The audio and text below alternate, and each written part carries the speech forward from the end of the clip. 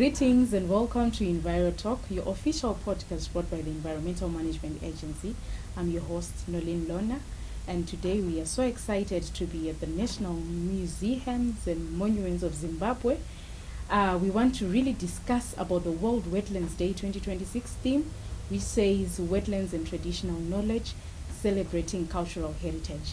And to help me really dive into that topic, I am joined by two experts, Esther and Nyararai.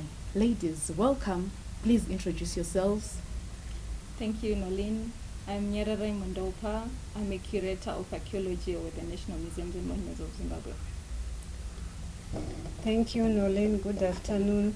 I'm Esther, a curator of ethnography with National Museums and Monuments of Zimbabwe. Thank you very much, ladies, for joining us. Thank you so much for having us here. And so, just to start the conversation, we want to really understand what is this theme, Wetlands and Traditional Knowledge, Celebrating Cultural Heritage, from a heritage perspective. Why is this theme so timely for Zimbabwe? Okay, thank you, Nolyn.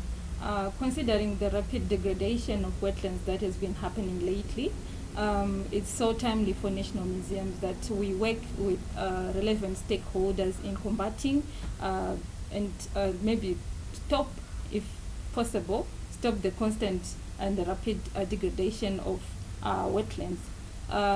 Using indigenous knowledge together with the scientific knowledge and combat it and probably stop wetlands degradation.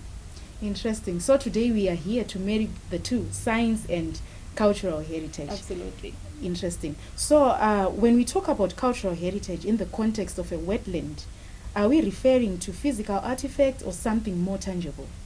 Thank you, Nolyn, for posing such an important question.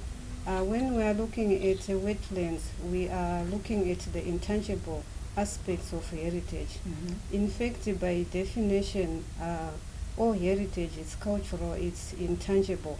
There is more to the intangible than the tangible. Oh, interesting. Okay. So we often hear about the sacred wetlands. Now you spoke about the intangible. There is more to the intangible side. So we hear about sacred wetlands. Could you explain the spiritual significance of these areas and how those beliefs have helped or have served as a conservation tool? Okay, I would put it this way. Heritage is sacred because it is considered as something that is living. It's more like a living organism. So there are taboos, or maybe the do's and don'ts, if I may put it in a street lingo. Riera kanauti. Esther, how can we put it? This type of heritage, even the mountains, the wetlands, the Mapana, Ayamatoro, they are part of that important heritage that the National Museums and Monuments takes care of. Mm-hmm. So in the past and even in the present, these sacred landscapes are governed by what we can define as taboos, myths, and restrictions. Myths, for example, kaenda kumatoro, kaenda kuchisipiti, you come across a snake, a python, or even a lion. So those were important in the overall preservation and protection of our important heritage. Interesting. Already you have delved into the next question, that what specific, are there specific examples of taboos that you know that have culturally preserved some of our esteemed ecosystems, especially wetlands? Yes, I think Nyari can come in on that. We actually have a lot of them. Kare kwaitonzi kumatoro kana iri nguva yekunaya vanhu havabvumidzwa kufudzira mombe ikoko vanhu vanozofudzira mombe muchirimo. So it's one of the taboos that has been used since time immemorial, that they would protect the wetlands during the rain season. And also the wetlands, people were not allowed to conduct domestic activities like dishwashing or laundry within an area that is a wetland. So those are some of the aspects that have been used to protect the wetlands as well. And also people were not allowed to till or to farm in the wetlands.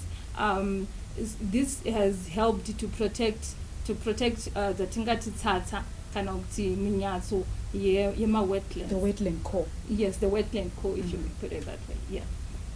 Interesting. So how did traditional leadership then come in, like traditional leadership structures, headmen, spirit mediums? How did they historically enforce these environmental laws? You shouldn't head into the wetland, you shouldn't wash, you shouldn't do your dishwashing. How did the traditional leaders do it then? In the past, and I'm an ethnographer, so I also want to dwell in the present as well. So because when we look at history, it also looks into the present, it shapes the present.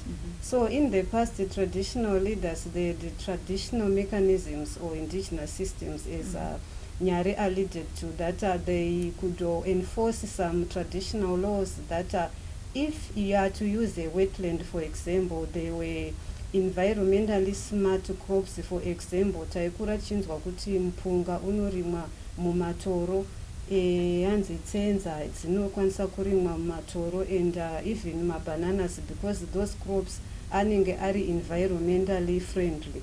So my traditional leaders, they had ways of enforcing that, and because they jealously guarded against these sacred water bodies, it is where they could draw water for use of ritual ceremonies.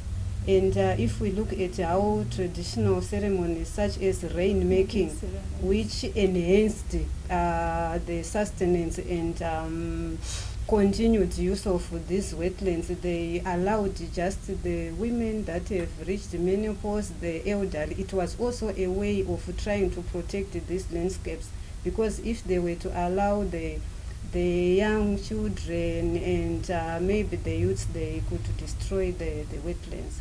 So Even it was tree one cutting way, was not yes. allowed as well. Yes, and they also encouraged, it was taboo even today to go there, maybe using the metals. Yeah. They enforced the use of traditional artifacts, the ladro, mukombe uyawe. And if we look at it in the modern sense, poto inokwanisa kusiya maybe residue imomo inokwakwanuka, but kana uri mukombe even ukaora ameno mascientists inonzi biodegradable. So they had indigenous knowledge, my traditional leaders, and even today they still have that knowledge. Maybe Nyari will expand on that, on how the museums is working with the traditional leaders, because they are an integral part in how we are managing all these monuments and sites. Interesting. So they were guarding against pollution. Yeah. So back to you, Nyari. I think you can then talk about the specific sites that are under your custodianship as National Museums and Monuments of Zimbabwe. Yeah. What are the specific sites? What are the success stories? Can you tell us briefly about that? Okay, maybe before I answer that question, I would like to add that there's what you call community governance, whereby the chiefs, the sabukos, are the ones who put the do's and don'ts. I know of one chief who was telling us that sabuku vakasateerera, you will be dethroned. You won't be a sabuku anymore. Yes. Yeah. So we actually have a number of success stories. One very close to us is Domboshava, where we have Dambakurima. Dambakurima has been kept as pristine as it was, because people were not allowed, or rather they are not allowed to cut trees. And it is said that back then, whoever would cut a tree in Dambakurima, the following day people would find that tree back as it was before it was cut. So since then, there isn't any tree that has been cut from Dambakurima. We also have Nerumedzo in Bikita, kunobva harurwa kana wakambodzidya. Yeah. So Nerumedzo has been kept as pristine as well by the local taboos. People are not allowed to go into that area before time. There is a ceremony that has to be conducted before people get into the forest to harvest harurwa. So the place has been kept as well. We also have Njedza. Maybe Esther can actually explain how Njedza has been restored, because at some point in time, it was degraded. People were now developing in that wetland, but the chiefs and the Sabukos have really pledged to restore the wetland. So maybe Esther can add on some flesh with regards to Njeza. Oh, okay. The Njeza wetland she makes reference to, it's a wetland in Mrewa, Mashonaland East Province of Zimbabwe. It is an association with the Nwembwa community, and these people, they happen to be the traditional custodians, in the sense that they are the headmen, they are the village heads also. So what they are doing in terms of preserving that wetland, in the past, since time immemorial, they used this a water body as a place for their rituals, and they also did some cultivation away from the wetlands, to such an extent that when they noticed some developments happening in the area, they did some rituals. It is said the people, they began to see mysterious snakes and all sorts of things. So the chief of the area, Mangwende, also intervened, and they approached the museum to take care of that heritage site. So there's quite a number of these sites. If we look at Njelele in Matopos, tinotonzwa kuti thousands of people, the traditional leaders, the spirit mediums, matoro aya anotonzi idonhodzo renyika.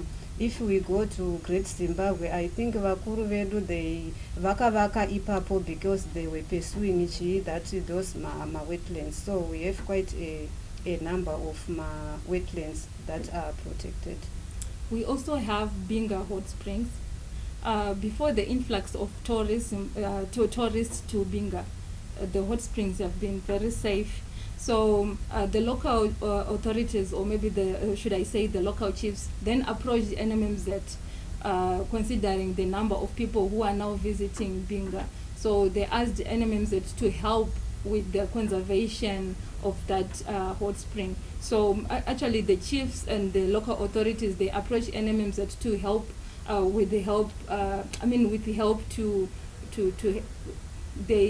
they ask NMMZ to help them conserve the wetlands. The wetlands. Yes. Interesting. I'm just wondering, out of interest sake, are these taboos really real? You know, this generation number 2K, we really want to see, am I really going to find a snake if I throw papers in this wetland, or am I really going to disappear? You know, we've heard such stories.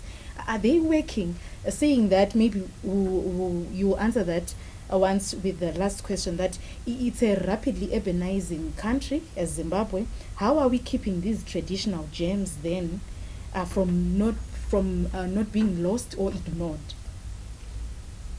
Okay. Yeah, people might say azhiko, asizviriko.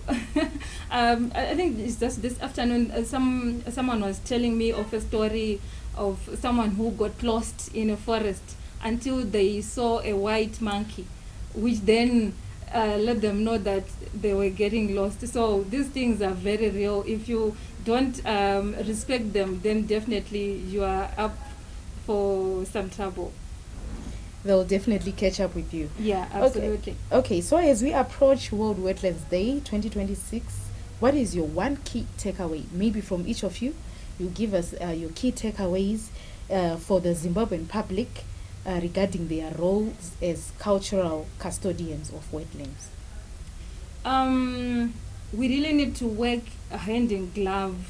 The scientific way of protecting the wetlands and the traditional knowledge system of protecting and conserving the wetlands. These things really have to be kubatanidzwa pamwe chete. There is this statement I'll borrow from Shona, chara chimwe hachitswa nyinda. Saka zvinhu zvinofanira kuti zvibatanidzwe pamwe chete zvichengetedze.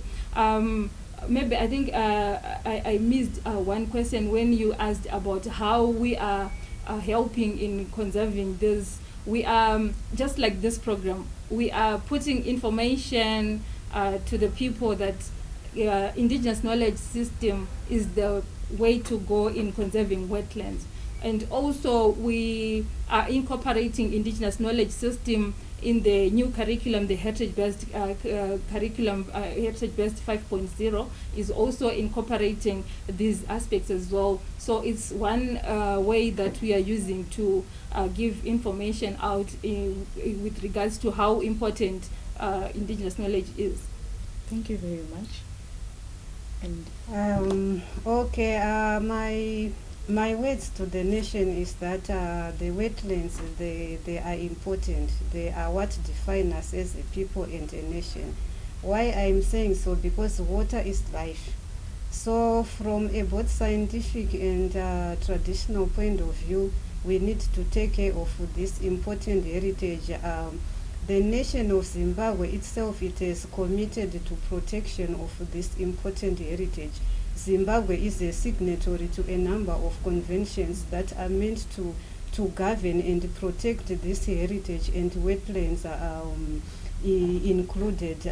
For example, I look at the 2003 Convention on Safeguarding of Intangible Cultural Heritage.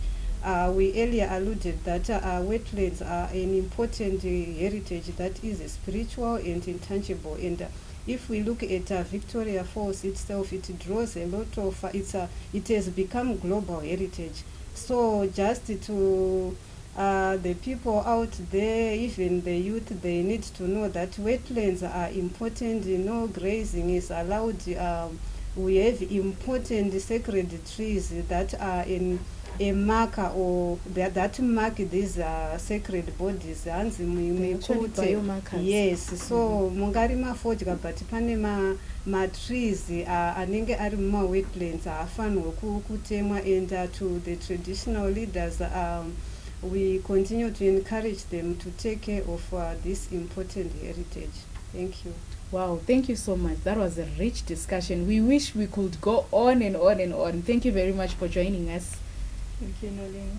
That was a rich discussion from two ladies, two experts from the National Museum and Monuments of Zimbabwe. We have learnt a lot, and till next time, take care of wetlands.